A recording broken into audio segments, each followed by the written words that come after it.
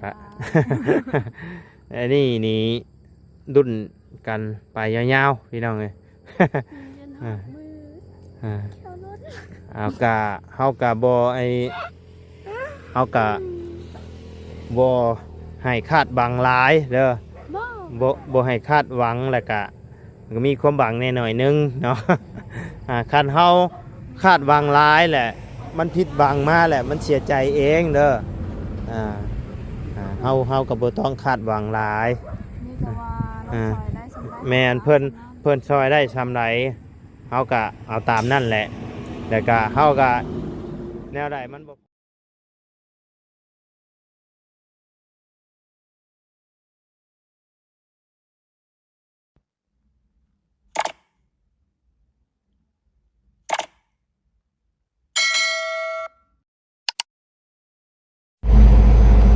ทักทายกับสบายดีเด้อเนาะพ่อแม่พี่น้อง FC เบิร์ดจุกูสู่คนเนาะบ่ว่าอยู่ในและต่างประเทศก็ยินดีต้อนรับเข้าสู่ช่องบ่ไลคือเก้าพี่น้องเอ้ยพบเจอกันช่วงค่อยค่ำลงแรงเนาะพี่น้องเอ้ยก็สร้างเพิ่นก็ถือว่าไวเติบเนาะพี่น้องเอ้ยก็แอวเนาะเพื่อนน้องของนี่พี่น้องเอ้ยพี่ทางนี้ก็กำลังปลูกมักนัดบ่อีหยังอ่ะนะมักแน่ฮะมักแน่บ่แม่นมักนัดบ่สบายดีเด้อนะโดยปลูกมันก็น้ำก็เซาะไปเก่าเจาะได้มาเหียกบอกกันอันนี้ช่วยอ่ะมันชุกเลยบ่อยู่ในหั่นน่ะนะอยู่ในหั่นน่ะไปบ้างเอามาที่ใช้เถอะอันนี้เราเขากินเด็กก็นั่นแล้วเอามาที่ใช้ตัวค่อยบ่เคยกินจะบ่เคยกินบ่มากนี่ค่อยบ่มักมันคันคอบ่มักบ่ได้อร่อยมันไหนจ่อจ่อมันน่ะพูดไปจ่อไปต้องไปใส่จ่อต้องไปใส่ทั้งน่ะพูดฮะเพราะค่อยปลูกบ่เป็นปลูกทางไหนไปได้ปลดไว้ไปพี่น้องสร้างเมื่อนั่นแหละพูดกับทิศนาเมื่อเด้อบ่สร้างโอ้เมื่อเด้อเนาะก้อยยัง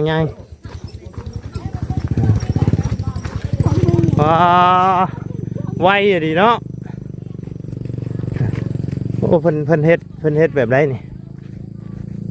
โอ้สูตรเพิ่นพี่น้องเลยเอาทางนอนเนาะจะขาตะไคร้บ่ปลูกทั่วเบิดแล้วเนาะบัดนี้เนาะเจ้าต้องหาต้นมะม่วงมาปลูก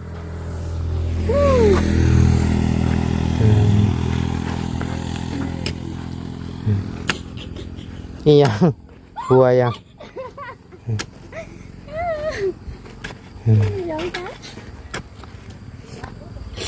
จะได้กินอยู่ มีแต่คุมแต่บ่อนี่พี่น้องปุ๊นี่ไปสิเห็นถอดโอ้ตกคุมแล้วมันนี่ฮะกินยังมันมื่นนี่เห็นบ่นี่ตกคุมพี่น้องเลยนะเอาดีๆได้หัวลายได้เจ้าเห็นบ่ใจดีนะเคยไปที่หัวตลกจะเห็นบ่ใจดีบ้านฮะหัวลายจนตัวแตกแท้มาไหนเอาแท้แล้วเราให้ก็โยอย่าลงเลยหรอวะนะเราว่าไม่ได้เอาลง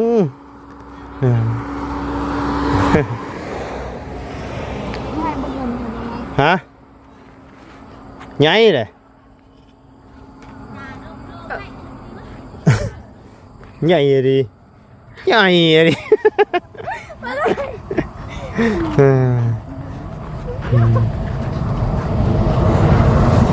ไว้เนาะเพิ่นเห็ดเนาะเอาพี่เอาเพิ่นเอามาเห็ดยังใหม่ตัวหลังคาของโมเอาหลังคาของโมคือมาไว้พี่ แป้น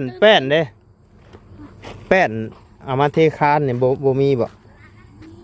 บ่มีก็เอาแป้น เอาโอ้เพิ่นคือบางในนี่เนาะเพิ่นคือบ่ก่อนในนี่ น้ำต่ำเลยของดินสูง อ๋อมันต่ำ เดี๋ยวเขาก็ก้อนนี่นะ อันนี้คือแล้วนี่เนาะมีแต่เทคานบัดนี้พี่น้องใหญ่ๆพี่น้องเอ้ยถือว่าไวได้เพิ่นเฮ็ดนี่กันเนาะงามอยู่ดอกเดี๋ยวสิใส่ฟิลเตอร์ให้แล้ว บ่ไรเขาว่าเม็ดหนึ่งฮอดบ่สำนึก พี่ได้เม็ดหนึ่งก็ประมาณนี้แหละนี่เม็ดหนึ่งมันสูงโพดนี่ประมาณ นี่ก็ดีงาม เจ้าสิเอาซ้ำนี่บ่บอกกี่ได้แล้วแห่งสูงแห่งงามแล้วเพื่อขึ้นทางคาอีกเด้เจ้าถ้าเบิ่งก่อนแห่งสูงแห่งงามเพื่อนต่ำนายกับบ่ดี ตามลายก็ได้ งามบ่เป็น คนสูงจำนำอ่ะ แม่น ก็บ่งามแต่ว่าเฮือนหันหน้า เพื่อนน่ะงามเนาะ งามก็มันก็แล้วแต่ทรงแต่ว่าเพื่อนเจ้านี่ทำนี่ก็เทคานขึ้นกับประมาณเมตรก็โอเคมีแต่เพิ่นก็แอลเทคานแล้วก็มีแต่หาดินเขาเจ้าบัดนี้ดินก็ไม่ยากหรอกพี่น้องขุดเอานี่แหละขนเข้า ต้องจะแบบอันนี้แล้วก็จะ ก็คือได้ยินทางน้องเลี้ยงคือว่ามีข่าวดีมาเด้อบ่ฮะ วิ่ง มีทางบ่าวเพิ่งบ่ โดย เท่าไรนะ ช่อง 2 ด้านเปิดสมทบเฮ็ดเฮือนบ่ โดย สมมติว่าเฮ็ดเฮือนเจ้าสิตั้งหม้องใดเฮือนเจ้าบัดนี้ฮะ ต้องไทยดินลงอีก ทางพอประตูระแวงให้หม้องนั่นบ่ แม่น เอากันรอรุ่นกันเบิ่งเนาะพี่น้องเอ้ยว่าบุญวาสนาของน้องเพิ่นสิต้องเมนเอาเชี่ยวเลยตีนกว่าละ เสียมซับกันในบัดนี้เนาะก็บ่ฮู้ว่าบุญวาสนาของน้องเพิ่นสิไปถึงพังถึงพาได้บ่เนาะสิซ้ำละสาวอยู่บ่เนาะ ถ้าเศร้าก็ยังมาทันแล้ว เอาละได้สำนี้ก็โอเคแล้วเนาะ ดีใจเขาก็ดีใจ ดีใจและพี่น้องเลยเพราะว่าเพื่อสิได้ตั้งสำนี้ก็โอ้เบิดงบไปหลายล้านเลยนี่พี่น้องเฉพาะชื่อเสานี่ประมาณจักล้าน กู้หรอเขาซื้อเพิ่ม เสาต้นเท่าไรเสาตีไปต้นละแสนเนาะ ต้นละแสนเลย เอ้ยต้นตีไปต้นละ700,000ขอโทษพี่น้อง ประมาณต้นละตีไปต้นละ700,000เนาะพี่น้อง15ต้นมันจะกล้านปะ35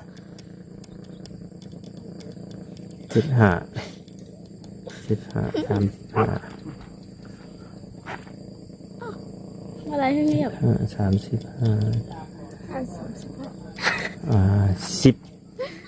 10ปลายล้านเลยเนาะประมาณ10 ล้านเนาะตีคร่าวๆ10 ล้าน กว่าละ10 10 ล้านล้านกลัวบ่75 35 ย้อน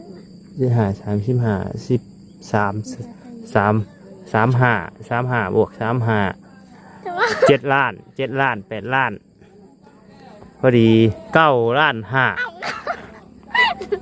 ลงอีก อ้าว เมื่อกี้นี่10 ล้าน อ้าว 9 ล้าน 5คันว่าต้นละ7 ล้านนะ จนแล้ว เอ้ยคันต้นละ700,000 ขอโทษ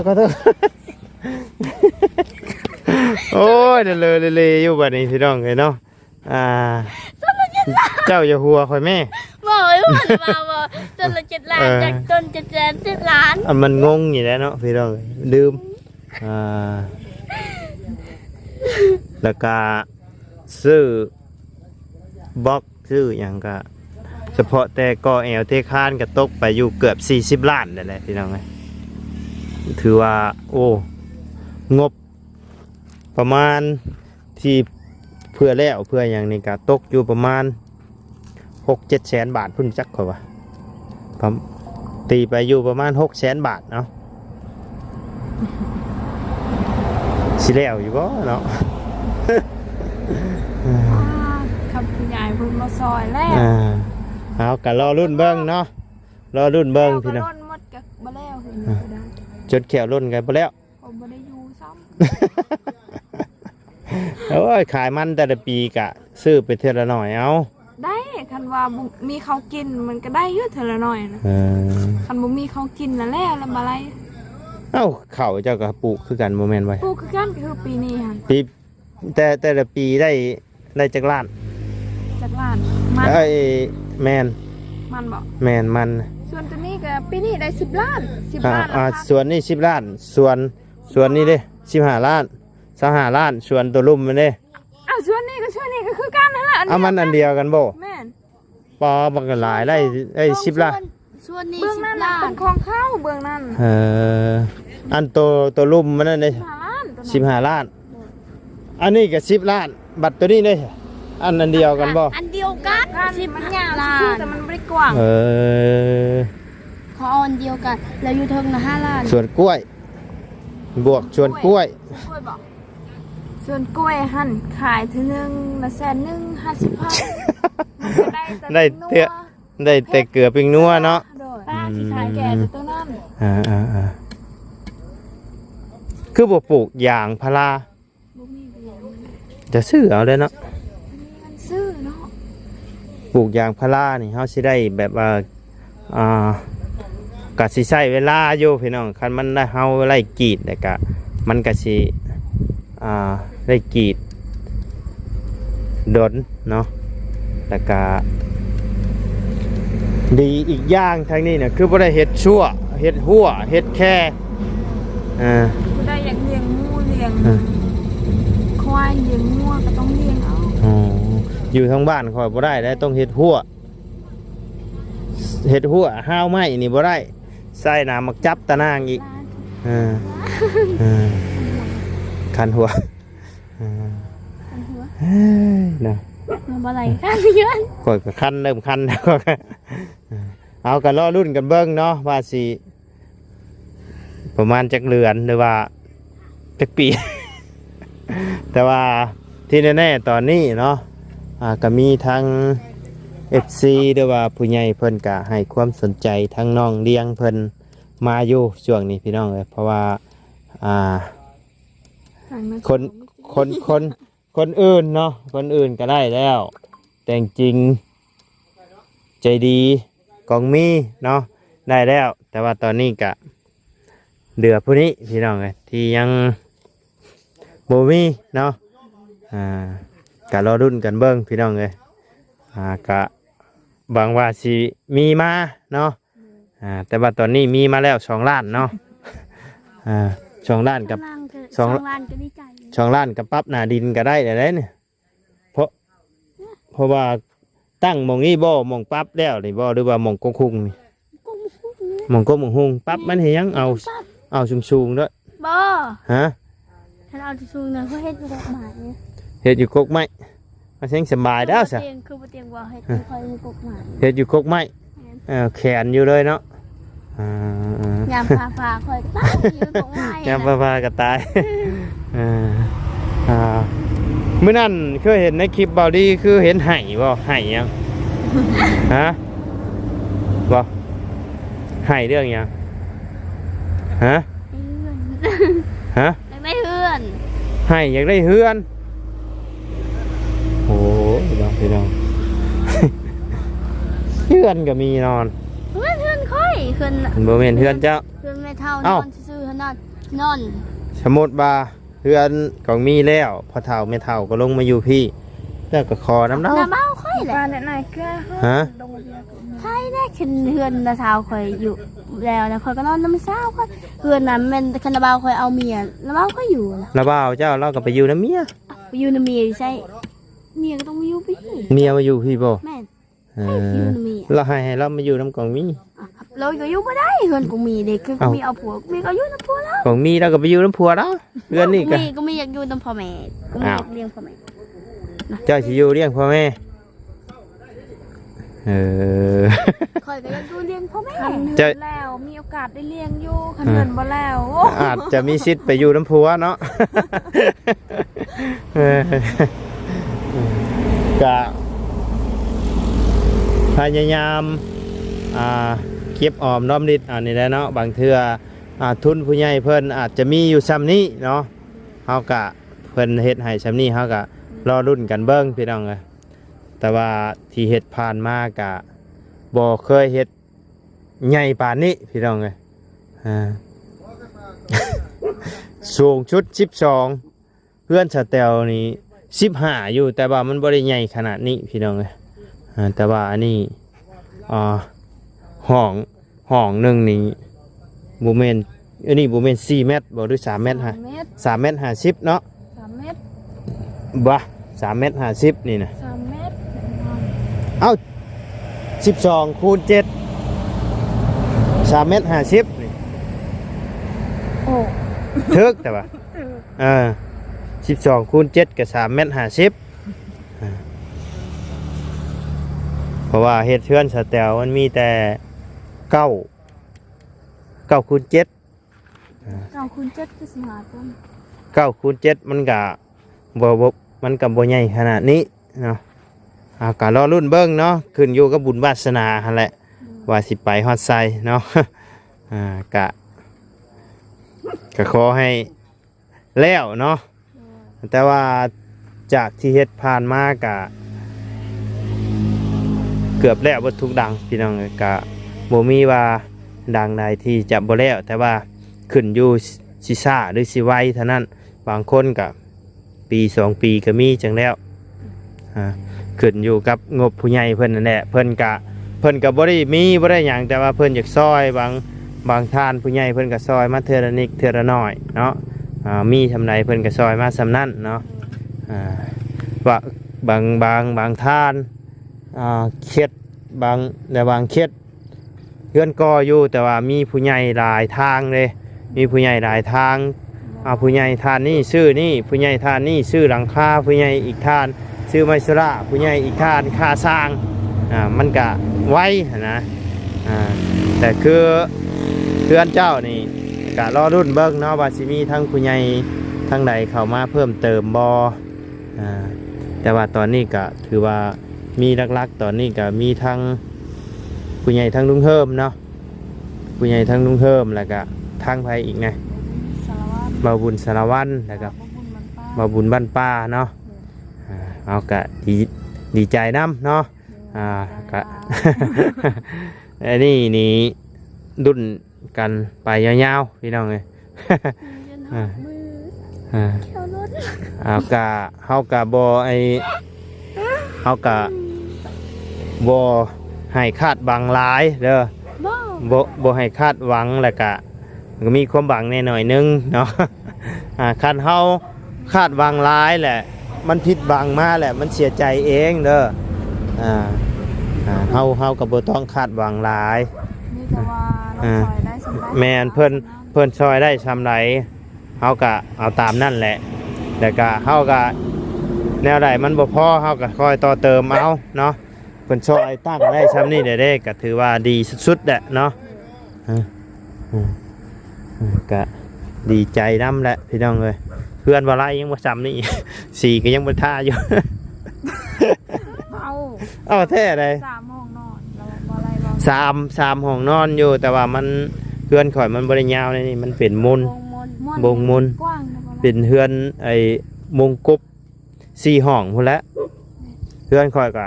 15 ต้นคือกันแต่ว่า แต่ว่ามันบริยาวในนี่นะมันม่อนเด้ แม่มัน9คูณ8เพื่อนข่อยนะฮะ9คูณ8นั่นก็ของเจ้าวัด7คูณ12มันยาวอันนี้7 เมตรนี่ว่า7 เมตรคือยาวใช่ป่ะ ตาลายแล้วบ่ลาย ฮะ เนาะ บ่ได้หลาย แม่นเฮ็ดเวียกมันมือไปนอน โยก็เมื่อยอยู่ได้ นอนก็เรื่องเนาะ ต้นมาลาย เอาเดี๋ยวมื้ออื่นจังสิพาให้น้องเพิ่นพาย่างเบิ่ง ดินดอนตอนหญ้าที่เพิ่นสิปลูกเฮือนปลูกชานเนาะตอนนี้ก็มีแต่ทางว่าเพิ่งเนาะที่มาแจ้งงบสมทบพี่น้องเอ้ยดีใจนำเด้อ โดย กะบ่แน่เนาะบางเทื่อแล้วเพื่อนใจดีอาจจะตุ่มมาทางนี้ก็มีพี่น้องเอ้ยรอรุ่นเบิ่งเด้อได้ยินแว่วๆมาอยู่ บ่ ฮะกับบ่ฮู้แววแวว แว่วอยู่ ตอ ค ม อยก็ หั ได้ ว ยิ ลาย น บ่ แว่วๆ ยิงมาตอบอยู่ ตอมหัวลายนะ หน่อย ทางบ่ลายนะ บ่ บ่ลาย กะรอรุ่นเนาะทั้งเบาทั้งบ่ไล่กะยังบ่ให้คำตอบเนาะกะ รอรุ่นเบิ่งพี่น้องเอ้ยบอกซ้ำนี่แหละ บอกก็มีวาง เนาะ กะบ่ให้คาดหวังหลายเด้อ บ่ให้คาดหวังแล้วก็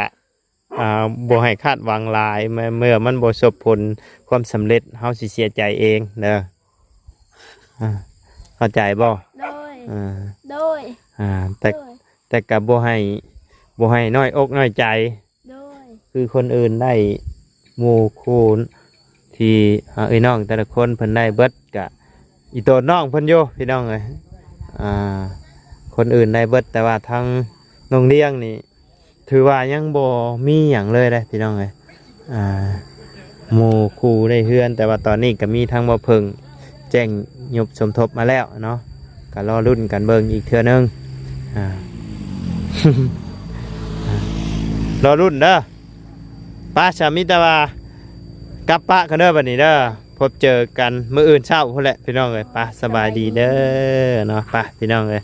สำหรับคลิปนี้ทางบาไลก็สิได้ขอจบคลิปปิดคลิปลงไปเพียงสำนี้ก่อนพี่น้องเอ้ยค่ำมืดแล้วเนาะพบเจอกันคลิปหน้าเด้อพี่น้องเด้อสบายดี